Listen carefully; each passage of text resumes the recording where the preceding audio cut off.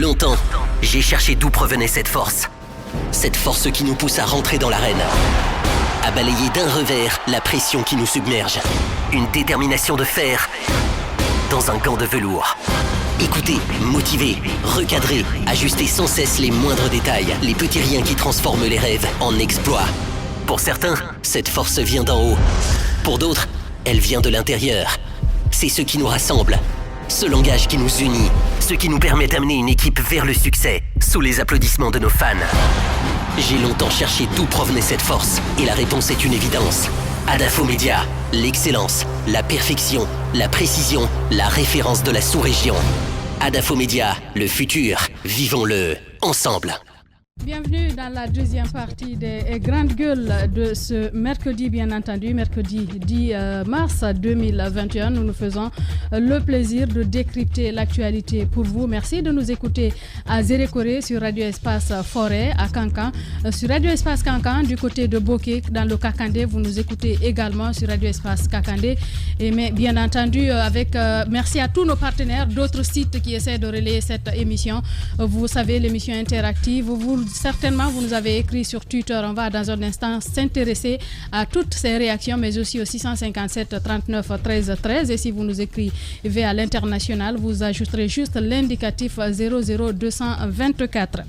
Le professeur Djibril Tamsir Niane, on en parlait tout à l'heure, n'est plus de ce monde, mais ses œuvres-ci, auteur de Soundiata Keita ou l'épopée Mandingue, il demeure un de ces historiens qui ont pris l'initiative de parler du passé de l'Afrique avec les Africains.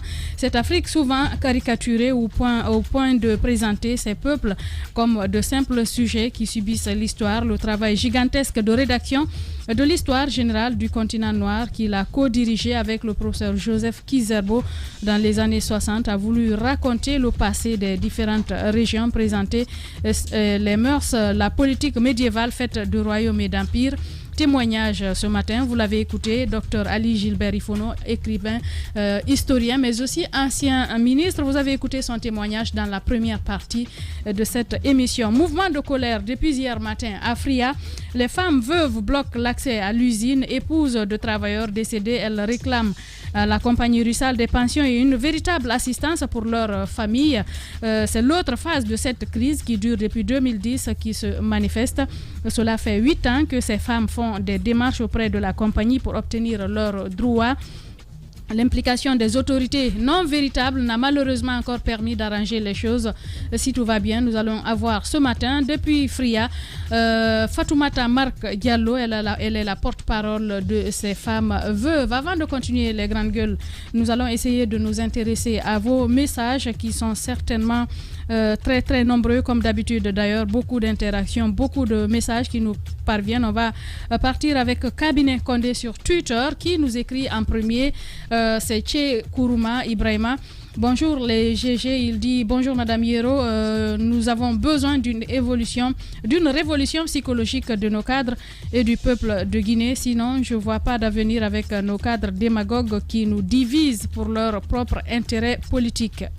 Fodé Excellence Djoubaté écrit également sur Twitter, bonjour les grandes gueules, le désormais feu Djibril Tamsir Niane ne mérite pas seulement d'être commémoré, mais célébré au-delà même de nos frontières, car il a été un écrivain qui s'est mis à l'écoute de l'Afrique traditionnelle et de la tradition orale, principale source de l'histoire du continent.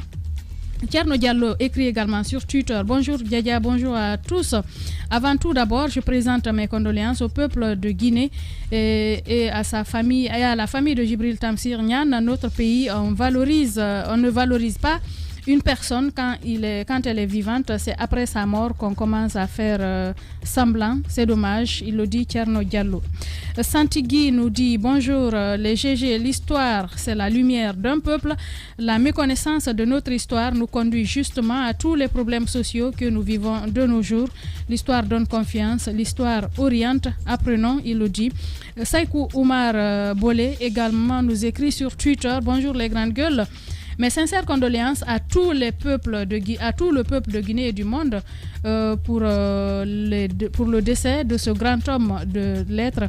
Nous devons faire mieux pour reconnaître la valeur de nos héros avant leur mort et de les mettre en valeur vivant.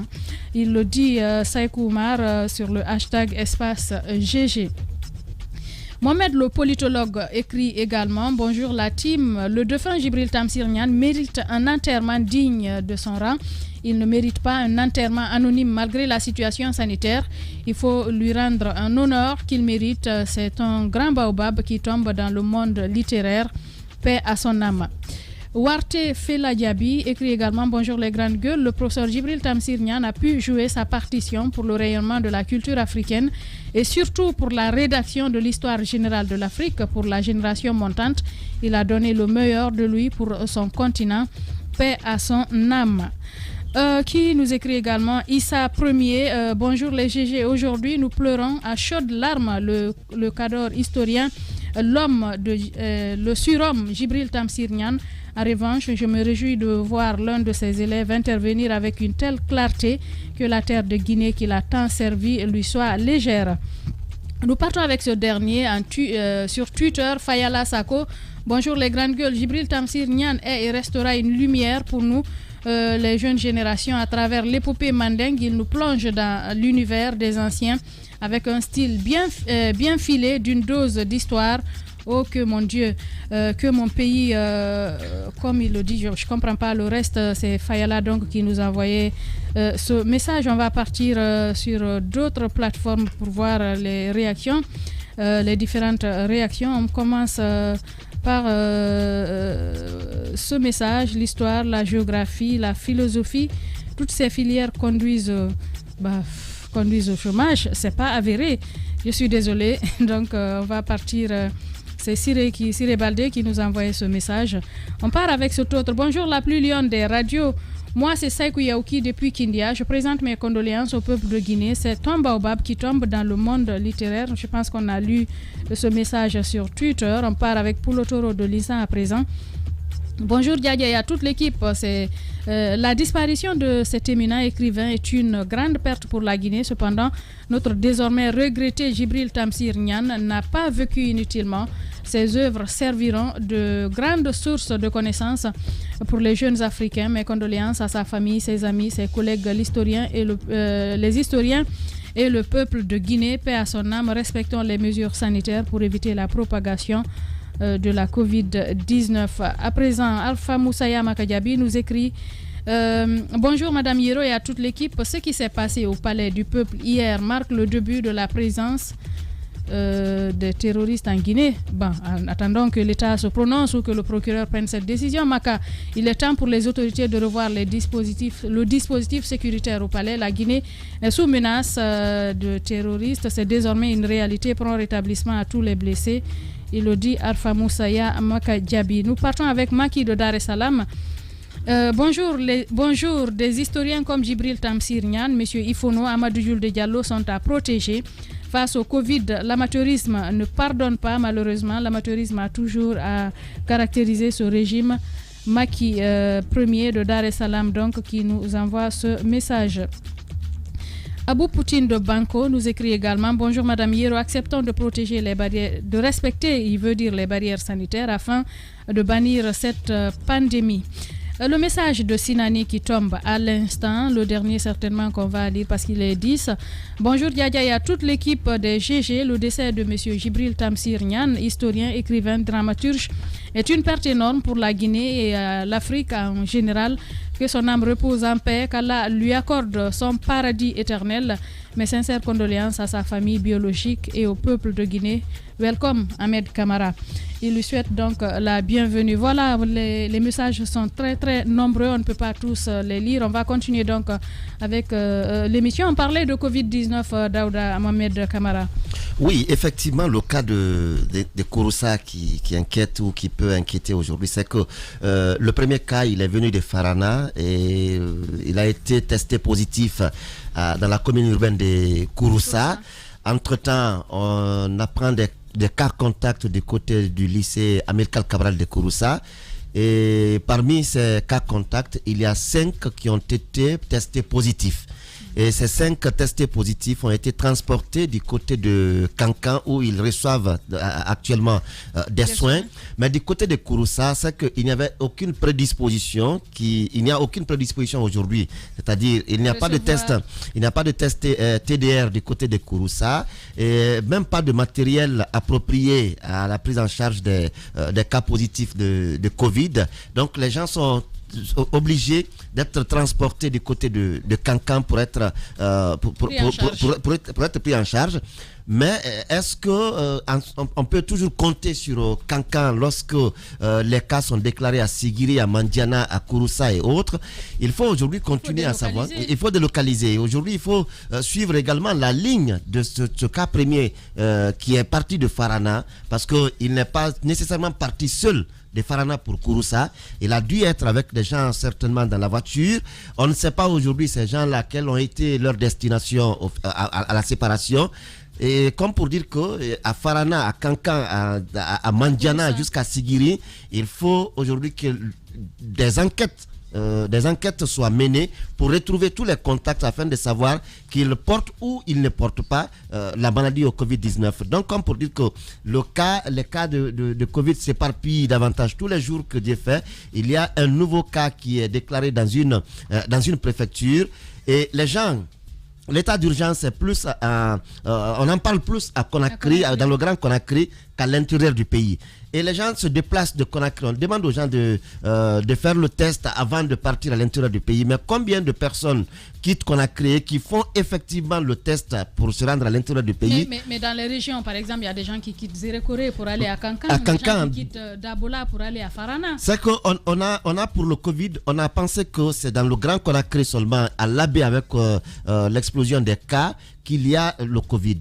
Mais les gens quittent la Conakry pour l'intérieur du pays sans faire le test parce qu'on vous demande au checkpoint, il faut présenter votre ticket de certificat.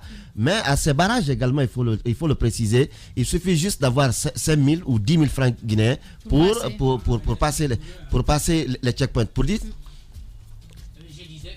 Il serait rigoureux d'après ce que j'apprends. Non, c'est ce qu'on dit. Ils sont rigoureux par rapport à quoi? C'est par rapport au paiement de l'argent, pas à la présentation des certificats. Faites le tour aujourd'hui, vous comprendrez que de Conakry aujourd'hui jusqu'à Farana, jusqu'à Guékédou, vous avez une trentaine de checkpoints.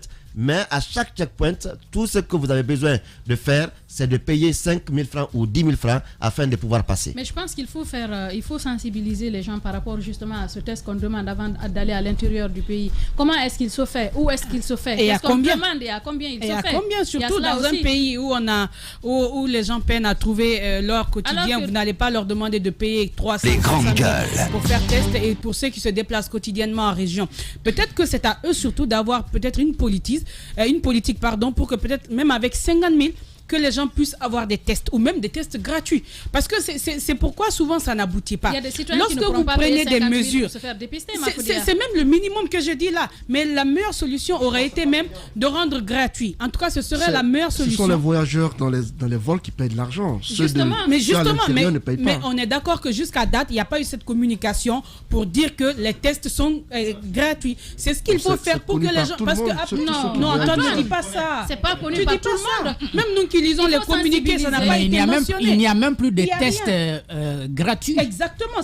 Maintenant, on fait des tests seulement pour ceux qui voyagent. Parce que ça même à l'époque, celui qui avait des doutes, qui vont à l'international. Exactement.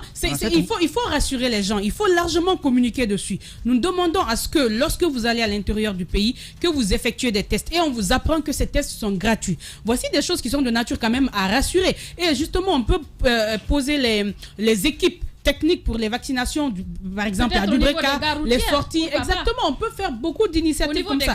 Mais c'est ce qui n'est pas fait. Ce que je veux aussi dire rapidement, c'est qu'il va falloir qu'on réadapte la stratégie de lutte contre Covid-19.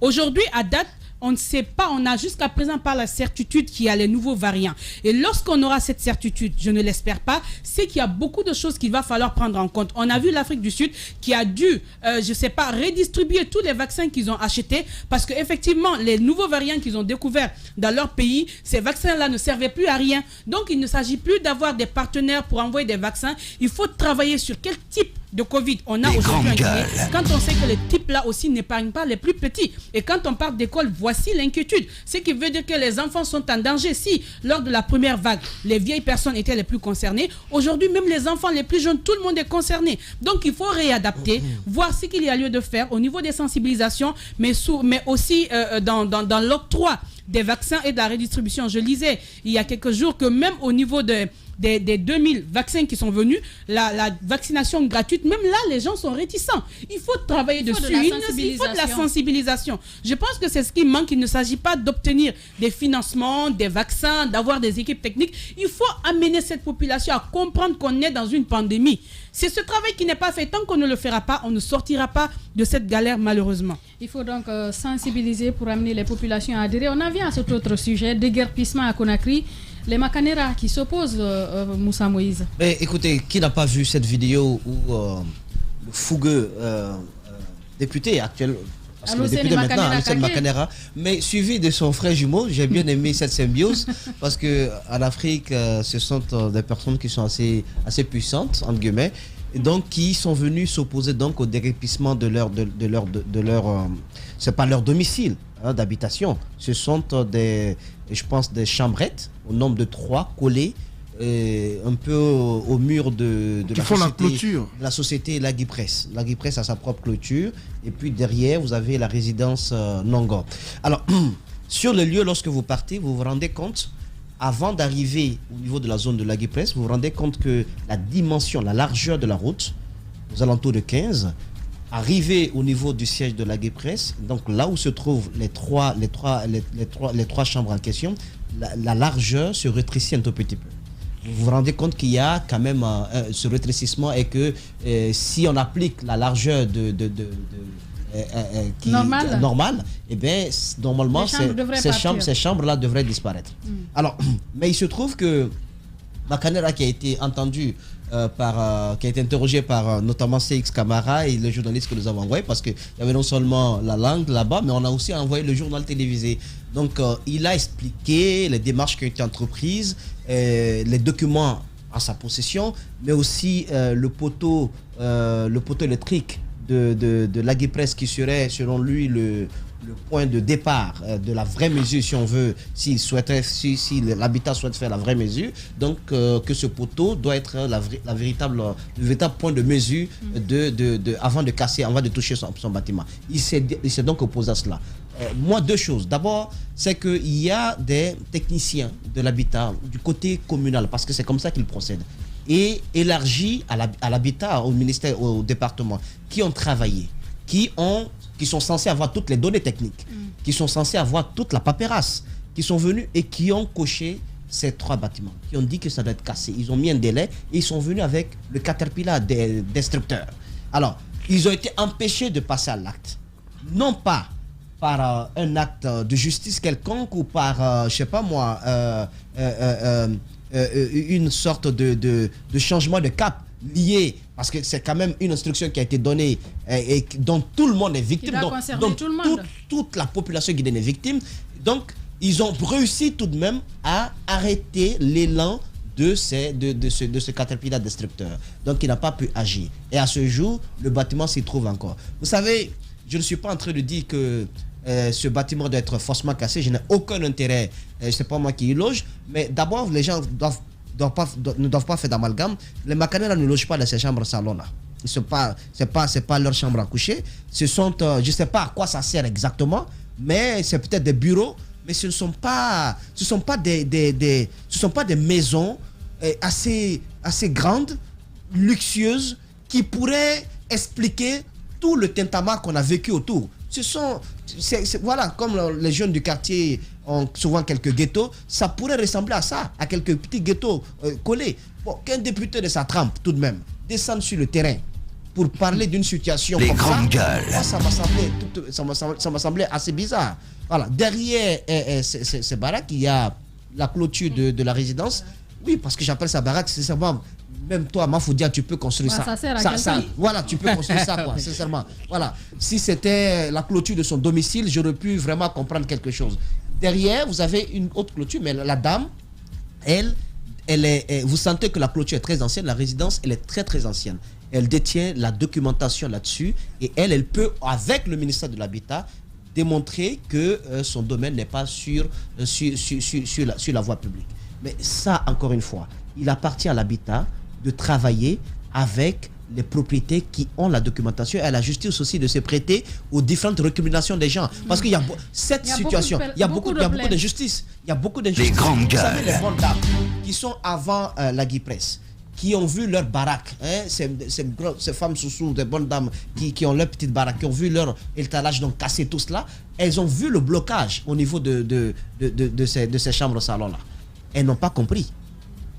La fois dernière, elle menace elle menaçait de sortir, de manifester. Donc je trouve que le silence de l'Habitat sur ce plan-là, parce que c'est pas seulement le cas Makanera. En fait, c'est symptomatique de toute la situation que l'on vit. Celui qui est assis auprès de moi ici, c'est une victime. Et son restaurant était au bord de la route là, du côté du marché de la tannerie. Mais ils ont tout raclé. Ils ont raclé tout et puis même le domicile familial, le parking qui débordait un tout petit peu a été également raclé. On a vu même des étages dont les façades ont été défigurées, complètement taillardées. Moi, je me dis que quand on est dans une telle opération, dont je ne partage pas je ne partage pas du tout, la précipitation avec laquelle on agit, et puis entre guillemets la brutalité aussi, parce que la ville, elle est plus belle aujourd'hui qu'avant. La ville qu'on a créée. Mais c'est une ville. Mais le visage est balafré. Le visage de cette ville est complètement balafré. Et puis, on aurait pu procéder par étapes. Vous commencez par Kaloum et vous montrez aux citoyens qu'après avoir... Vous aménagez d'abord. Exactement. Qu'après avoir déguerpi cette zone A, voilà ce qu'on a fait. Voilà ce qu'on a fait. Voici les dalettes. Voici le jardin qu'on a mis en place. Voici le terrain. Voici le parking. Mais on ne fait rien de tout cela. On est dans une destruction systématique. Dans un contexte économique assez austère. Même si l'aménagement a commencé à Kaloum. Mais écoutez, cette dame, elle a déjà son planning. Elle est en avance. Elle a déjà son planning, elle en avance sur certaines personnes, sur le gouvernement. Elle est en train de travailler avant même le déguerpissement et travailler. Ça n'a rien à voir avec le déguerpissement. Sur la question du déguerpissement, c'est le gouvernement qui doit pouvoir rassurer les citoyens. Mais on l'a fait de façon générale. Et si le mot général, on sent qu'il y a des particularités à des endroits, ça m'amène donc à me poser d'énormes questions. Parce que hier, je l'ai appris du côté de Sanoya également, il y a beaucoup d'habitations qui ont été touchées, cochées dans le but de ce déguerpissement. Je me demande en fait à quelles règles ils obéissent, à quelles normes. Ça ne répond à rien du tout. Et je pense que le gouvernement a entamé cette opération sans avoir de plan véritable. Dans les conditions normales, on aurait dû avoir... C'est pas pour te couper, mais Antoine, dans les quartiers, dans les petits quartiers... Je vais en venir. Dans les petits quartiers. Il y a le cas où... Ce qu'on appelle encore les gloglos. Mais la machine vient faire quoi là? Non, attendez s'il vous plaît, non, quand même. Non. Soit l'État a été absent pour mettre en place un plan d'urbanisation réel, parce que vous savez qu'il y a des quartiers qui ne sont pas du tout lotis à Conakry. Ça, c'est pas la faute du citoyen. C'est pas la faute du citoyen. Normalement, qui dispose de tous les documents. Qui dispose de documents qui sont indemnisés. Il faut que les citoyens puissent, les citoyens qui sont victimes, qui savent, qui sont vraiment victimes, doivent pouvoir s'organiser et aller demander des comptes à l'État. Parce que ce n'est pas du tout normal. Il y a trop de victimes. Mais l'État ne devait pas attendre qu'on lui demande des comptes. Ailleurs, quand on touche à des habitations, parce que vous étiez là quand ces citoyens construisaient, vous avez donné des documents à ces citoyens. Quand vous avez besoin de cette terre, c'est normal que vous essayiez, mais il faut indemniser. Quand un représentant de l'État, détenteur de la puissance publique, délivre un petit document, un citoyen, et qui s'installe donc sur ce domaine-là, c'est l'État qui est coupable, c'est pas le citoyen qui est coupable. Donc il faudrait vraiment qu'on ne fasse pas d'une victime un coupable, c'est pas possible. On a un État qui est prompt à casser, mais qui ne construit pas. L'État ne construit pas du tout, surtout parlant des logements sociaux. On a constaté qu'il y a eu beaucoup de promesses, parlant de 5 000, voire de 10 000 logements. Jusqu'à ce jour, on est encore à la phase du creusage des trous devant abriter les soubassements de ces bâtiments. Depuis 10 ans, on n'a pas encore vu ces logements sociaux. De l'autre côté, par rapport à ces cases, mais c'est tellement brutal. J'ai vu hier Oudi Premier qui faisait du direct avec la casse de son studio, mais je n'en revenais pas du tout, avec tout le contenu. Mais ça répondait à quelle urgence pour qu'on vienne casser un studio avec tout le contenu à l'intérieur. J'ai vu ces images où le studio avec les guitares et autres, on voyait comment on appelle l'orchestre, que la machine emportait avec elle. Pour quel motif? Si ce n'est pas de la méchanceté, pourquoi allons-nous casser le bâtiment d'une personne sans lui permettre tout de même de faire en sorte de vider le contenu. J'ai vu hier un délai. Non, attendez. Il y a eu Il y a eu une première casse, je crois il y a 2 semaines de cela.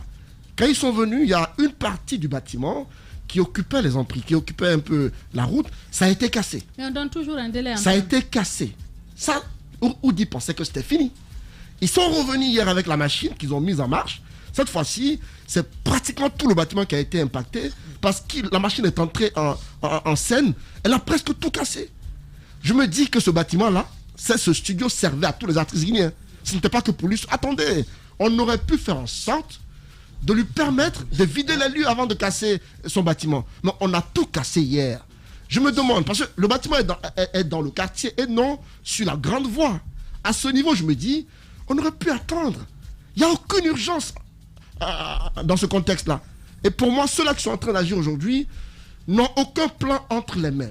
Il n'y a aucune mesure qui est présentée au Guinée pour dire que quand tu es à telle distance de la grande voie ou d'une voie secondaire, on te déguerpit. On constate qu'il y a des bâtiments qui sont à des mesures non indiquées qui sont cassés. Il y en a d'autres qui sont les grandes gueules dans les mêmes distances et dans les mêmes proportions qu'on ne touche pas du tout. Allez-y à Samboya, entre la première porte et je crois la pharmacie, vous allez constater qu'on a détruit totalement des bâtiments. Mais il y en a d'autres avant la station-service qui sont encore en place. Des étages et autres bâtiments qui sont là, qui sont aux mêmes distances, mais qu'on n'a pas touché. Alors, on a cité le cas Makanera hier. Lorsque je vois un député de la République et son frère qui est à la CENI, qui sont tous des décideurs dans ce pays, qui s'opposent à la casse de leurs bâtiments, alors que des citoyens qui n'ont pas la voix au chapitre, qui sont des citoyens lambda, se voient dépossédés de tout, et que ces députés-là se sentent fiers d'avoir empêché qu'on ne touche à leurs bâtiments. Je me dis que ce pays est malade. Il y a des cadres dans ce pays qui parfois ne se soucient pas de ce que vivent les populations. Les grandes gueules. Et je me dis que non, ce pays est malade parce que ceux-là qui sont censés donner l'exemple sont les mêmes qui parfois font appel à leurs relations et tout cela. Ce qui se passe à Nongor pour les Makanera, c'est du 2 poids 2 mesures. Ils ne peuvent pas empêcher qu'on ne touche à leurs bâtiments. Alors que les autres sont victimes. Si eux, ils peuvent empêcher. Parce que les citoyens, eux, ne peuvent pas. Ils n'ont pas la voix au chapitre. J'ai écouté Lucien Makanera qui semblait donner des explications, qui dit qu'il y a un certain Barry de la Guy-Presse qui veut régler des comptes avec ce bâtiment, qui selon lui, il y a eu une première opération qui avait eu lieu à l'époque. Barry voulait profiter de l'occasion pour faire casser leur bâtiment, pour en faire un parking auto pour son entreprise. Aujourd'hui, qu'il y a une opération d'envergure, il veut profiter de cela pour casser leur bâtiment. Ils sont opposés à cela. C'est Barry qui travaille à l'habitat. C'est des histoires personnelles. Non, c'est que ce problème, il ne faut pas qu'on appelle Makanera État. Makanera n'est pas État. Je suis d'accord. Makanera n'est pas État. C'est vrai qu'aujourd'hui, Makanera, c'est vrai. Non, mais permets que je place ceci. Le ministère travaille au nom de l'État. Si Makanera, par exemple, si ce monsieur Barry décide de faire ce que Makanera dénonce là et que l'État se prête à ce jeu, c'est que c'est grave, c'est dangereux. Ça fait, on a eu des citoyens qui se sont transportés jusque dans nos locaux ici il n'y a pas longtemps, où des gens fortunés profitent de ces opérations pour régler des comptes avec des citoyens qui n'en ont pas les moyens. Parce qu'ils ont construit pas d'accès à leur cours. À Afia, on a envoyé même une équipe pour couvrir cela. Le gouverneur de Conakry a été cité, il faut le rappeler. Beaucoup de citoyens sont victimes de cela aujourd'hui. Son immeuble a été touché. Non, Mathurin Bangoura, à Madina, a été cité. L'immeuble de Mathurin qui est, en tout cas son bâtiment qui est, parce que c'est pas... Sa boîte de nuit. Sa boîte de nuit. Oui, mais la déventure a été... Ça a été galamment taillé. ça a été galamment taillé. Le cas Mathurin, j'y étais, j'ai vu. Le cas Mathurin, j'ai vu. Je te donne un exemple. Chez Mathurin, c'est pas la machine qui est venue chez Mathurin. On a pris le soin de bien tailler la devanture avec qu'on appelle le matériel qu'il faut. On a pris une scie électrique, on a taillé la devanture de façon millimétrée, sans qu'il n'y ait de brutalité. Mais pour les autres, on fait avec la force sans leur permettre de moins prendre des dispositions pour cela. C'est du 2 poids 2 mesures, je suis contre. 2 poids 2 mesures, le 2 poids 2 mesures est à dénoncer. C'est le cas de ce dont je parlais ce matin à l'entame. Mais quand vous partez à l'Oasis, du côté de Dixine, il y a un immeuble d'habitation. Tout le monde sait que ça lui appartient. La devanture, elle a été complètement taillée. Comment? Mais attends, pas complètement. C'est même. Vous avez c'est un bout qui a été touché. Non, vous avez l'impression que ça va tomber. Voilà. Moi, ce que je souhaite, parce que lui, c'est un exemple qui ne tient pas du tout la route. Mais ces gros bonnets autres qui sont bien, qu'on appelle, qui ont des calaches et autres là. Mais là, quand la machine est venue, la machine s'est retournée. Maintenant, on a absolument rien touché. Maintenant, moi je parlais du cas de Jimo Makanera. Aujourd'hui, beaucoup de voix s'élèvent contre Makanera et son Jimo pour dire qu'ils se sont opposés à une décision de l'État. Ils ont raison. Mais lorsqu'on prend les images, lorsqu'on voit physiquement cette dénonciation de Jimo Makanera, il y a bien une raison derrière. Cette raison, c'est quoi? C'est que la maison que Moussa qualifie pas d'habitation mais en location, c'est vrai que si ça leur appartient, c'est leur propriété. De l'autre côté, il y a une cour qui est plus sortie.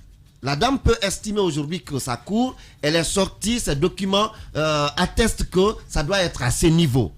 Mais vous dépassez ce cabaret de Makanera pour arriver à cette cour bien imposante. Mais il y a bien un dépassement de la grande cour, mais la grande cour qui n'a pas reçu de croix de démolition, mais le ghetto appartenant au Jimo Makanera a été coché. Ça veut dire qu'il y a un problème quelque part. Les Makanera, je ne dis pas que je les soutiens dans leur position, mais lorsqu'il y a lorsque vous revoyez les images, vous comprendrez que les Makanera, si on doit toucher vraiment à leur ghetto là, à leur cabaret là, il faut nécessairement toucher à la cour. Non, c'est pas le lieu d'habitation. Non, c'est pas le lieu d'habitation, c'est vrai.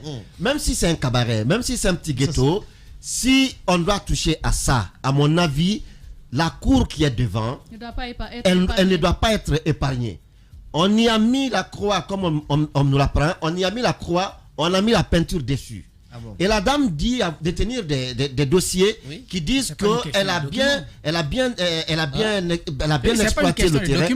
Elle a bien exploité le terrain et qu'elle est dans les normes. Les bâtiments alors que le bâtiment de Makanera est plus à l'intérieur. Ce bâtiment de Makanera est plus à l'intérieur que la cour. Ça date de quand ce bâtiment? C'est pas une question. La date importe peu. Non, vous sentez que l'intrus là-bas, ce sont ces baraques-là. Non, c'est ça. Pas les baraques.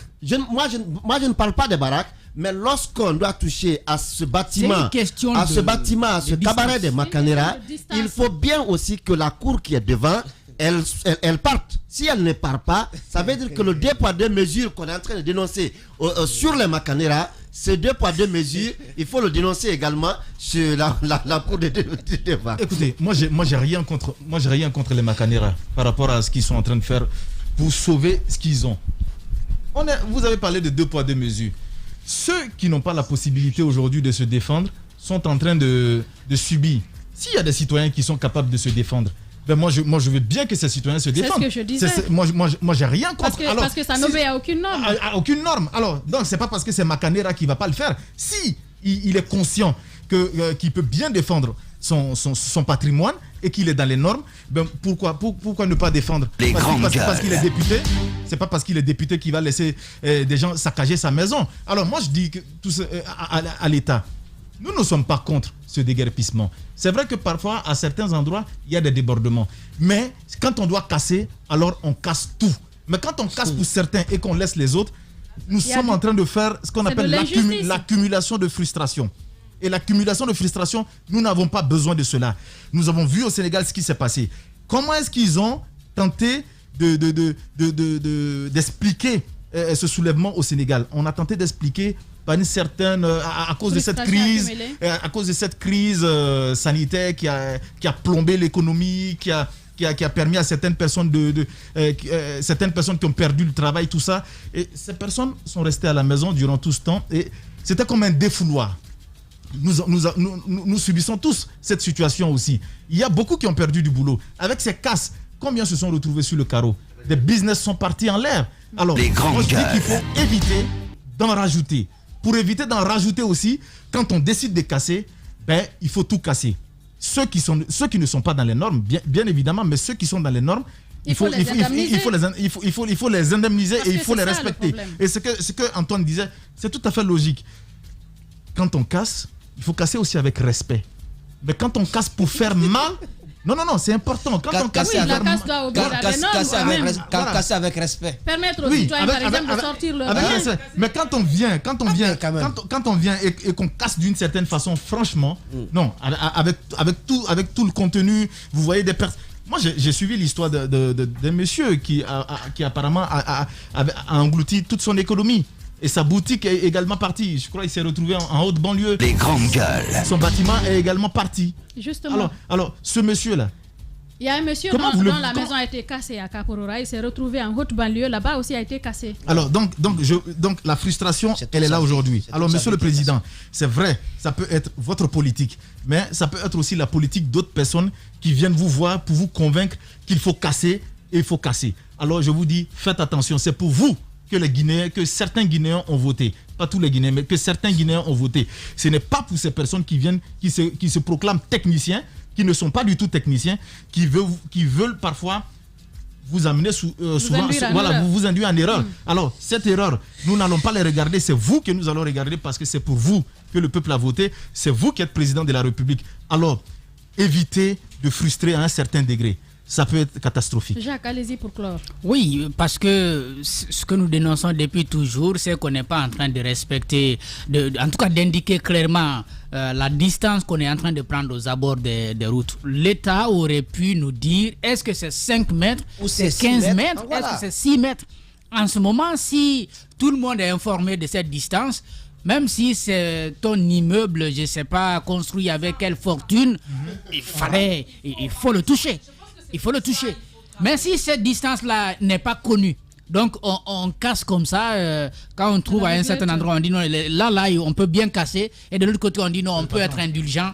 Je crois qu'à un moment donné, les frustrations peuvent être là, sans compter que derrière, on ne sait pas ce qu'on veut en faire. Et je suis carrément d'accord que ce qu'il faut faire, c'est d'éviter d'étouffer.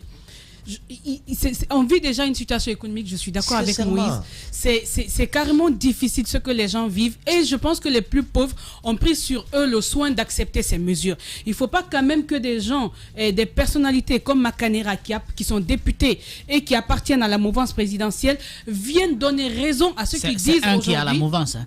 Ok, Makanera, l'autre est à la CENI, mais qui sont dans la même chose. Non, pas forcément. L'autre est à l'UFR et puis il est à la CENI. Moïse, c'est une histoire ancienne ça.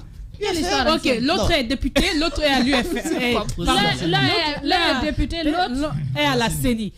Il faut que je pense que ceux-ci doivent faire partie de ceux qui doivent aider l'État à faire leur travail. À faire quoi? À casser? Non, pas à casser. En fait, la décision, elle est déjà prise. Il y a des victimes, il y a des pauvres citoyens qui ont déjà souffert de ça. Ils peuvent pas, parce qu'effectivement, ça fait mal, comme tu dis, ça frustre davantage de voir qu'il y a des députés qui viennent, un député et un cadre de la CENI, qui viennent dire que non, on ne doit pas toucher leur maison. Mais franchement, ça me choque pas. Mais s'il est dans les normes, ça me choque pas. Mais justement, ça ne devrait pas choquer. S'il est dans les normes. Comme ça. S'il est dans les normes, il défend son patrimoine. Mais je pense que ceux qui ont cette possibilité doivent le faire aujourd'hui. C'est pourquoi. Et ceux qui n'ont pas cette possibilité, doivent se constituer. En fait, s'ils sont dans les normes, pour attaquer l'État. S'ils sont dans les normes, ils n'auraient même pas eu à crier. Normalement, parce qu'on n'allait même pas toucher. Mais si ça a été coché, c'est que pour les agents du ministère de l'administration, la partie doit être touchée. C'est ça le problème. Maintenant, qui a fait le mauvais travail? Est-ce les Makanera qui font une mauvaise évaluation ou bien ce sont les agents du ministère de l'administration qui se sont trompés en cochant leur bâtiment? C'est cela aujourd'hui le problème. Maintenant, ce que je veux dire rapidement, c'est qu'effectivement, on a passé, je pense, plusieurs semaines en train de casser. franchement, s'ils ne sont pas prêts à réaménager, ceux qu'on peut sauver déjà avec leur activité, qu'on les laisse tranquilles, qu'on arrête cette démolition comme ça, parce que les parties qui ont été démolies, mais rien, on se retrouve avec une ville encore plus mauvaise à regarder, des pierres partout, on ne change rien, ne serait-ce que venir, je sais pas, enlever ces ordures, au moins rendre joli, même ça ils ne le font pas, donc pardon, si vous n'êtes prêts à rien faire, comme ce qu'on a vu sur le centre de Koloma, laissez les citoyens comme ça avec leur qui leur permet au moins de subvenir aux besoins de leur famille en cette période de pandémie. Bien, on va se rendre à présent du côté de Fria pour écouter ces femmes veuves qui ont des revendications. Les grandes gueules. Diallo en direct, Moussa Moïsila. Madame Fatmata Marc, bonjour, bienvenue dans les grandes gueules. Oui, bonjour. Alors, ce n'est pas la première fois, nous avons suivi votre première sortie devant l'usine de Fria. Sortie au cours de laquelle vous avez protesté pour revendiquer vos droits vis-à-vis donc, de la direction générale de l'usine. Dites-nous, qu'est-ce qui explique cette deuxième sortie? Est-ce que ça veut dire que vos points de revendication n'ont pas été pris en compte? Du tout, ils n'ont pas respecté leur aval. Donc, raison pour laquelle on est sorti pour se manifester une seconde fois aussi. Concrètement, vous réclamez, madame, qu'est-ce que vous leur réclamez? Nous réclamons notre assistance, l'assistance de nos maris, pour nous donner, à notre mari les 1,50 million, ou bien le règlement,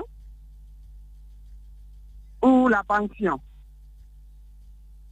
Allez-y, Jacques. Mais quand vous dites qu'est-ce que vous demandez exactement? Parce que c'est comme si soit on vous donne la pension ou alors on vous donne le règlement. Ou alors c'est tous les trois. Nous demandons tous les trois. Tous les trois. Parce que c'est nos droits. Depuis que nos maris sont décédés, ils ont coupé notre prime, l'assistance. Si l'assistance est coupée, normalement, après le décès du travailleur, il doit y avoir une pension, à ce que je sache, madame. Normalement. Mais rien de ça, là, n'est réglé. Depuis 8 ans, il y a d'autres qui ont perdu leur mari depuis le 4 avril 2012. Jusqu'à maintenant, là, il y a des décès qui se suivent. On a appris cette manifestation hier. On apprend que vous avez débrayé hier du côté de Fria. Dites-nous ce qui s'est passé hier. Pardon? On a appris qu'il y a eu des manifestations hier à Fria de la part de ces femmes veuves. Qu'est-ce qui s'est passé concrètement? Est-ce que vous avez empêché le train de circuler? Est-ce que vous avez manifesté dans les rues? Qu'est-ce qui s'est passé hier? Non, on n'a pas empêché la circulation. On est resté devant l'usine que les travailleurs ne rentrent pas. Et c'est ce qu'on a fait. Et on est resté serein. Les journaliers ne rentrent pas. Mais les postiers, on a accepté qu'ils rentrent. Alors, est-ce qu'une législation de la société qui dit que lorsque votre mari décède, voilà ce dont vous devez être bénéficiaire, prime, pension et quoi? Qu'est-ce que la législation de la société dit dans la matière? La législation nous dit, quand nos maris décèdent, ils doivent régler la pension et le règlement. Il y a au total combien de femmes veuves dans cette situation à Fria? Ça, il y en a beaucoup. Parce que réellement, on ne connaît pas le chiffre, mais on est nombreux. Vos démarches ont donné quoi? Depuis hier, vous avez manifesté, vous avez bloqué l'accès à l'usine. Jusqu'à présent, est-ce que vous avez pu vous entretenir avec les responsables de l'usine? Pour le moment, rien d'abord. Seulement, le maire est venu nous expliquer, soi-disant, de rester tranquille. Ils ont envoyé une liste, soi-disant, de partager, parce qu'on a donné une liste de nos maris 36 au total, et les femmes 52. Donc, le maire nous a dit de régulariser pour les femmes un mari peut épouser 4 femmes. Donc de prendre une femme qui va représenter la famille. Donc on est sur ça. Maintenant, le préfet nous a appelé hier, choisissant de choisir 2 personnes parmi nous qui vont l'accompagner à Conakry. Il y a eu une délégation qui s'est déplacée de Fria pour Conakry, pour aller rencontrer le ministre. Bien, donc vous attendez le retour de cette personne qui est venue à Conakry. Cette commission, oui, exactement. Bien. Mais dites-nous... Mais hier, on nous a envoyé 4 pick-up ici de militaires et de gendarmes. Le 8 mars, c'est symbolique tout ça. Donc les pick-up... C'était le 9. Les pick-up ont fait quoi? Ils n'ont pas agi, ces hommes en uniforme? Non. Les hommes en uniforme n'ont pas agi, non, contre vous? Non, ils n'ont pas agi quand même. Ils étaient là, devant nous, mais remplis de militaires et de gendarmes. Mais ils ne nous ont pas touchés du tout, quand même. Vos maris sont morts généralement de quoi? Est-ce que ce sont des accidents liés donc à leur travail? Pardon? Vos maris sont décédés de quoi, la plupart? Parce qu'on a comme l'impression que les décès au niveau des travailleurs deviennent un peu plus fréquents. Oui, en réalité, on ne peut pas expliquer de quoi. Par exemple, moi, mon mari est décédé suite d'un électro...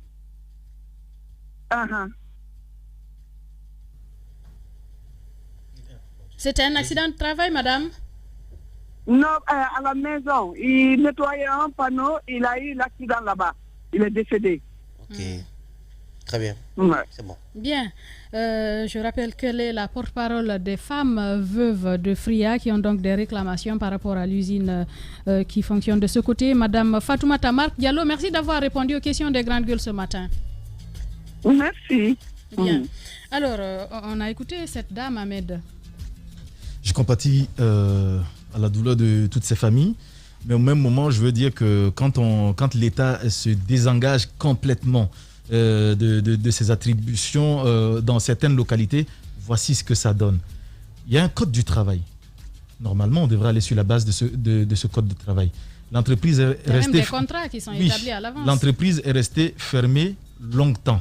Alors, beaucoup ont perdu la vie, il faut le dire, à cette période, parce qu'il y avait quand même des accumulations de soucis. Donc, beaucoup ont fait des crises et sont décédés. Alors, dans ce cas de figure, est-ce que l'entreprise doit dédommager, faire quoi que toutes ces réclamations?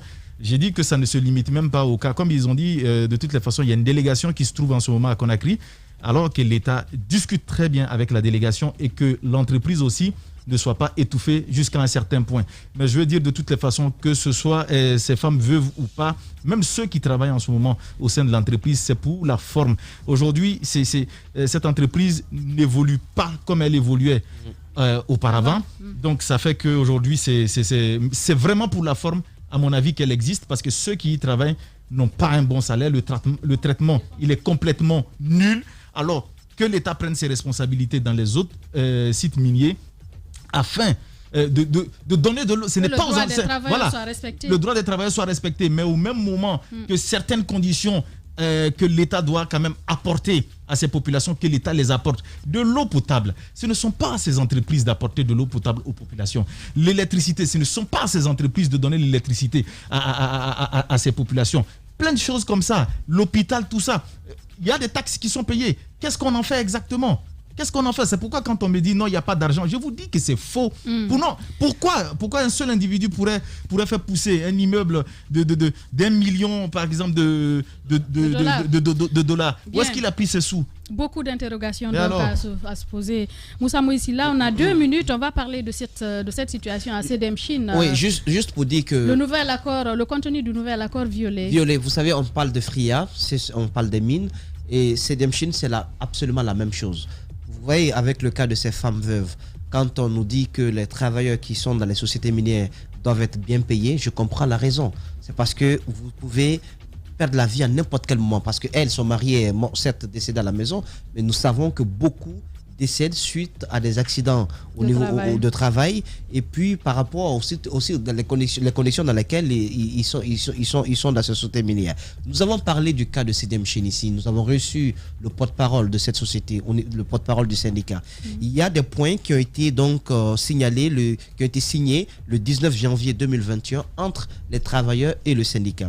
Je ne vais pas citer tous les points, mais vous avez au moins 5 points qui ont été signés, notamment l'accompagnement des travailleurs pour l'obtention des prêts au niveau des banques. Vous avez la situation des chauffeurs semi-remorques qui devraient donc recevoir 8,5 millions. Vous avez le suivi de l'évaluation de tous les accords antérieurs qui avaient été signés. Alors ça a été fait donc le 19 et vous passez du 19 et parce qu'on a comme l'impression qu'ici, ils se disent que quand la presse en parle, après c'est fini, vous pouvez passer à autre chose parce qu'ils vont oublier le dossier. Et ce n'est pas le cas. Donc cela a été fait le 19. Et après, le gouvernement guinéen, suite donc à toute la situation qui se passe sur le terrain, le gouvernement guinéen a écrit le 12 février 2021 à monsieur le directeur général de la compagnie de développement des mines, donc Enan Chine, CDM du côté donc de la Chine. En signalant ceci, je vais lire quelques paragraphes. Il nous a été donné de constater le non-respect à votre société d'un certain nombre d'obligations mises à votre charge au regard du code minier, mais aussi la convention de base amendée et consolidée que vous avez signée avec l'État guinéen. Il s'agit notamment de l'augmentation de la capacité de production, le respect et la prise en compte du contenu local, le respect des règles environnementales. Donc, il dit par conséquent, le gouvernement, donc à travers le ministère des Mines, nous tenons à vous signifier que cette attitude suscite de notre côté des inquiétudes sur la capacité de l'équipe dirigeante actuelle à pouvoir conduire le projet qui comporte beaucoup de défis, notamment l'augmentation de la capacité et à maintenir aussi la confiance entre les différents interlocuteurs. Donc, au regard de tout cela, ils vont même exiger de cette direction un regard critique sur l'équipe dirigeante actuelle parce que j'avais dit antérieurement que le Chinois qui était là était donc à l'origine de tous ces problèmes au niveau de cette société de transport et que il n'avait pas d'égard vis-à-vis des travailleurs qui étaient là, surtout sur la question du contenu local. Donc, ce courrier-là va être adressé à l'entreprise mère du côté de la Chine le 12 février dernier. Et vous avez le syndicat Les Jeunes, qui rappelle à la direction générale CDM Chine qu'ils ont fait le constat lié donc à la non-application, à la lenteur des différents protocoles antérieurement signés. Vous avez le prêt bancaire, je ne vais pas tous les citer, et l'élaboration d'une grille salariale et la catégorisation du personnel. Donc, ça sert à quoi les sociétés minières dans notre pays? Vous avez le prêt chinois qui existe. Ils nous donnent des infrastructures, ils prennent nos mines, ils partent avec. Mais posons-nous la question, qu'est-ce que la Chine investit? Je ne suis pas en train de faire le procès de la Chine, mais qu'est-ce qu'ils investissent sur le terrain quand ils viennent sur un territoire comme la Guinée? Qu'est-ce qu'ils investissent? Vous allez peut-être me parler des camions, mais à part ça, il n'y a pas grand-chose. On parle de la bauxite là.